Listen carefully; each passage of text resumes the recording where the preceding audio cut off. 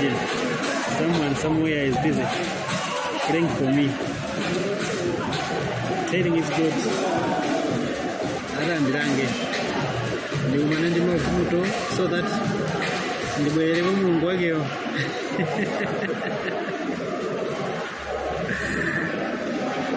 That is a waste of time.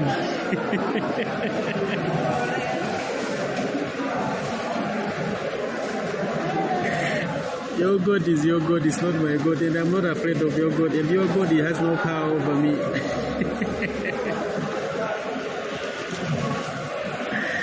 In a permanent no stress, no power, no fear.